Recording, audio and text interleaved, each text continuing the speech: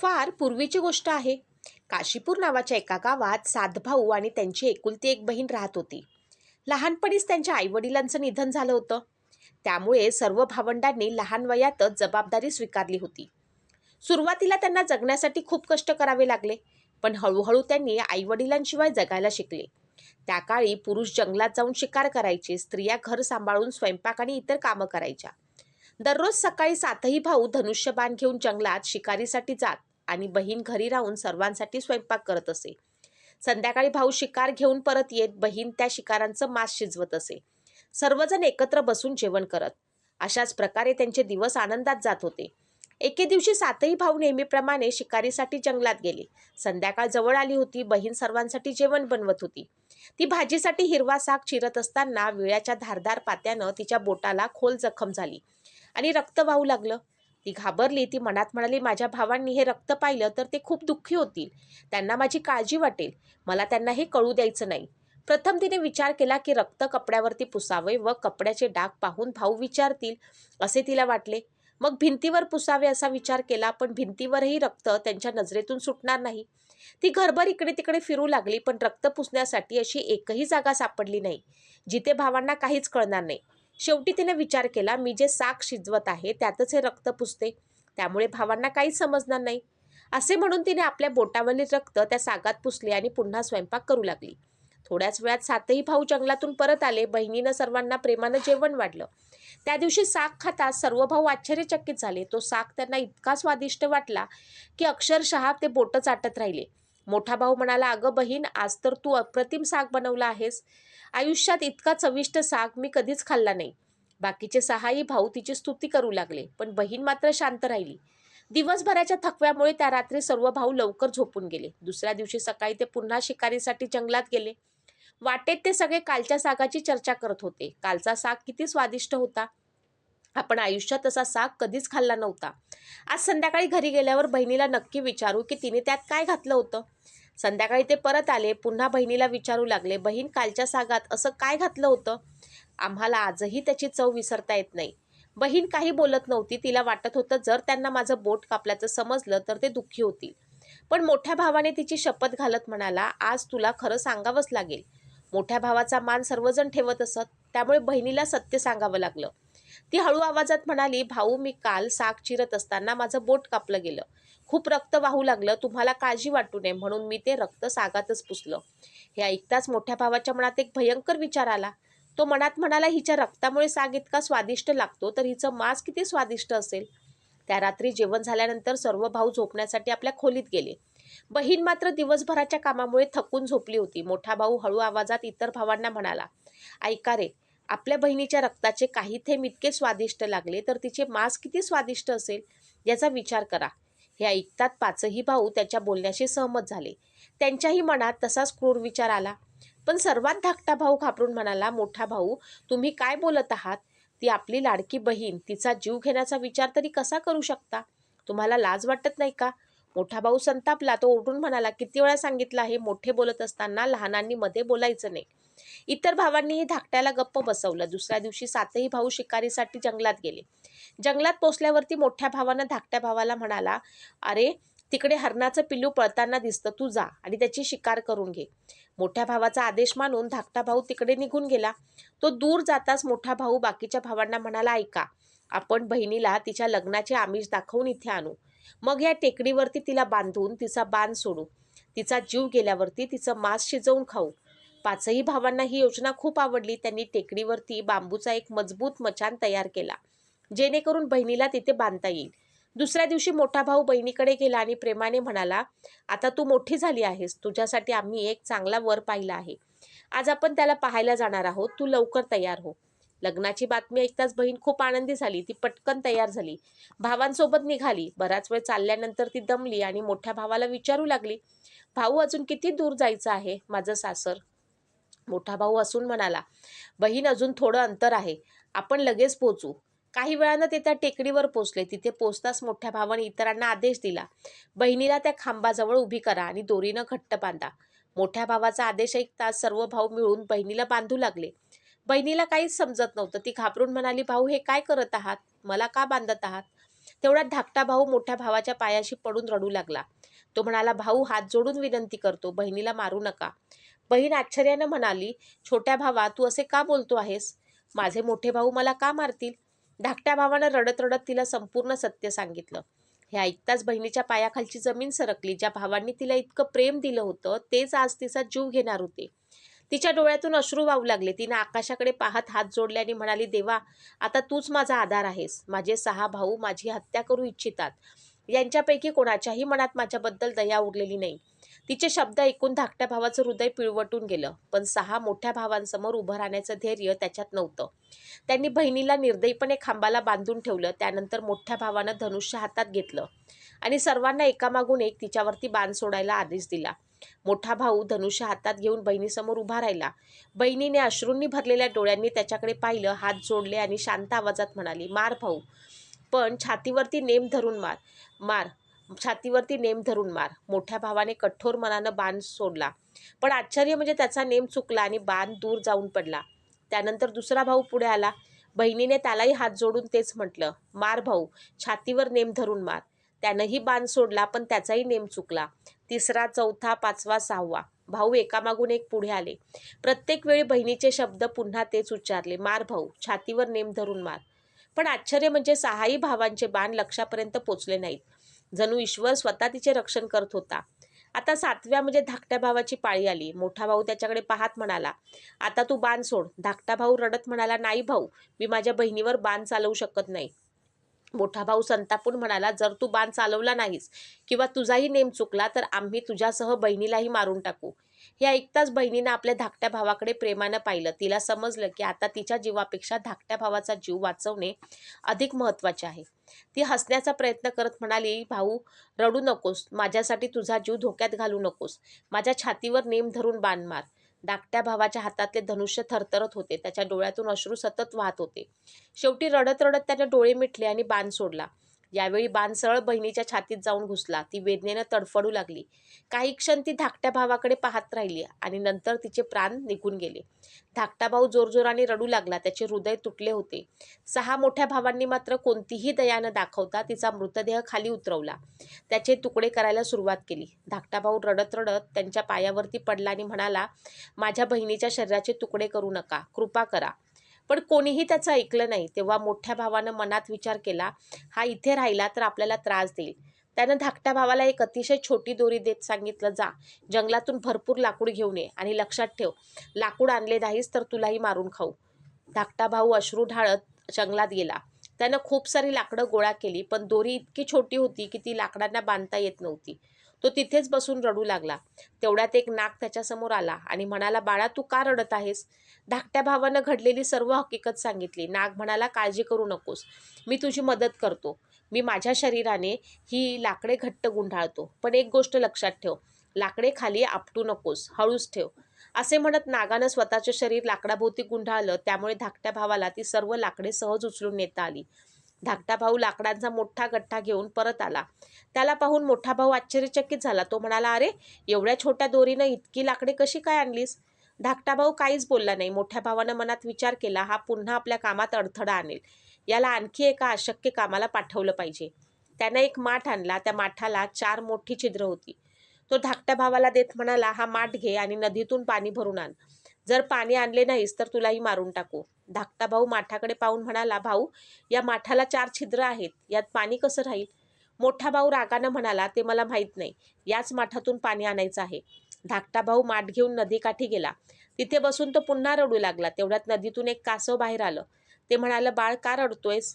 धाकट्या भावानं सगळा प्रकार सांगितला. कासव म्हणाला, रडू नकोस, मी तुझी मदत करतो. मी या माठाच्या छिद्रावरती बसतो, त्यामुळे पाणी बाहेर जाणार नाही. असे म्हणत कासव माठाच्या छिद्रावरती जाऊन बसले. धाकट्या भावानं माठात पाणी भरले. पाणी भरताना 2 मासे, 1 खेकडा देखील त्या माठात शिरले. धाकटा भाऊ पाणी घेऊन परत आला. त्यानं ते पाहिले. 6 भाऊ त्याच्या बहिणीचे मांस मोठ्या आवडीने शिजवत होते. हे दृश्य पाहून त्याचं हृदय पुन्हा तुटलं. तो मनात म्हणाला, हे लोक आता माझ्या बहिणीचं मांस खाणार आहेत. मला देखील ते खायला भाग पाडतील. पण मी माझ्या बहिणीचं मांस कधीच खाऊ शकत नाही आणि जर खाल्लं नाही तर मला मारून टाकतील. तेवढ्यात त्याच्या नजरेस माठातील 2 मासे आणि 1 खेकडा पडले. त्याच्या मनात एक युक्ती आली. कुणालाही न कळता त्यानं ते मासे आणि खेकडा शिजत असलेल्या भांड्यात टाकून दिलं. नंतर जेवणाची वेळ झाली, पण जेवण सुरू होण्यापूर्वीच धाकट्या भावानं जिथे तो बसणार होता त्या ठिकाणी एक छोटासा खड्डा खणून ठेवला होता. सर्वजण बहिणीचं मांस खात होते, पण धाकटा भाऊ आपल्या वाटीत आलेलं बहिणीचं मांस चोरून त्या खड्ड्यात टाकत होता आणि त्याऐवजी मासे खात होता. जेव्हा इतर भाऊ बहिणींचे हाडे खात होते, तेव्हा तो खेकडा खात होता.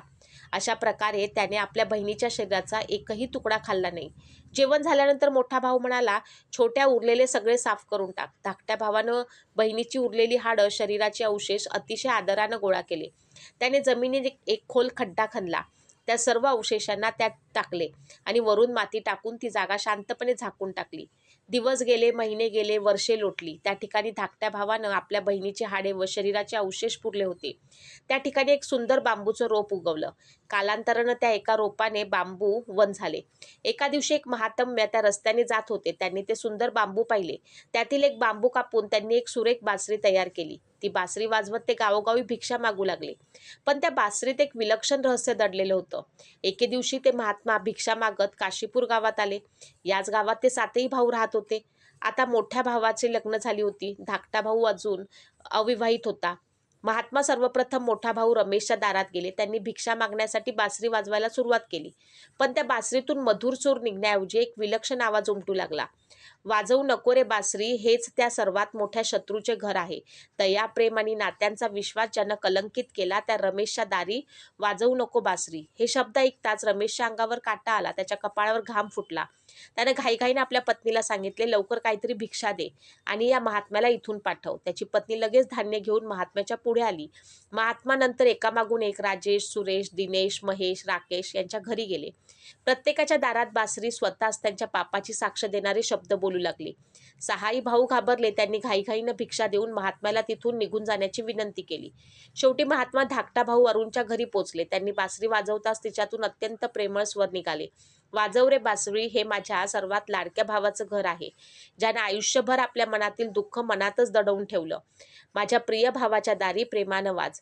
हे शब्द ऐकताच अरुणच्या डोळ्यात पाणी आलं. त्यानं महात्म्यांना अत्यंत आदराने घरात बोलवलं. त्यांना आसन दिलं, पाणी दिलं, भोजन करून आदर सत्कार केला. गप्पा मारताना अरुणने विचारलं, महात्माजी, ही बासरी तुम्हाला कुठे मिळाली? बाळा, जंगलातून येताना मला एक सुंदर बांबू दिसला. तो बांबू आवडला म्हणून मी त्याची बासरी बनवली. अरुण काही क्षण शांत राहिला आणि मग विनवणी करत म्हणाला, महात्माजी, कृपा करून ही बासरी मला द्या. माहित नाही का, पण ही बासरी पाहिली की मला माझ्या बहिणीची आठवण येते. अरुणच्या डोळ्यातील प्रेम आणि वेदना पाहून महात्म्याने ती बासरी त्याला भेट म्हणून दिली. महात्मा निघून गेल्यावरती अरुणने ती बासरी आपल्या घरात स्वच्छ ठिकाणी बिछाण्याच्या डोक्याशी जपून ठेवली. काही दिवस उलटले. अचानक त्याला एक विचित्र गोष्ट जाणवू लागली. तो दिवसभर कामावर जाऊन संध्याकाळी घरी परत आला की घर अगदी स्वच्छ असायचं. प्रत्येक वस्तू नीट जागेवर ठेवलेली असायची. जणू कोणीतरी प्रेमानं संपूर्ण घर आवरून ठेवत असे. सुरुवातीला त्याला वाटलं की कदाचित त्याच्या वहिनी येऊन साफसफाई करत असतील. पण जेव्हा त्याने त्यांना विचारलं तेव्हा त्यांनी स्पष्ट नकार दिला. ते म्हणाले, आम्हाला आमचीच कामं संपत नाही, तुझं घर आम्ही कधी साफ करणार? अरुण आणखीनच गोंधळला. शेवटी त्याने या रहस्याचा शोध घ्यायचं ठरवलं. दुसऱ्या दिवशी तो कामावर गेला नाही. तो घराच्या एका कोपऱ्यात लपून बसला. शांतपणे वाट पाहू लागला. घरात पूर्ण शांतता पसरली होती. अरुण श्वास रोखून एका कोपऱ्यात लपून बसला होता. काही वेळानं बासरीतून मंद प्रकाश बाहेर पडू लागला. तो प्रकाश हळूहळू वाढत गेला आणि त्या प्रकाशातून एक सुंदर तरुणी प्रकट झाली. अरुणने तिच्याकडे नीट पाहिले आणि त्याचे डोळे विस्फारले.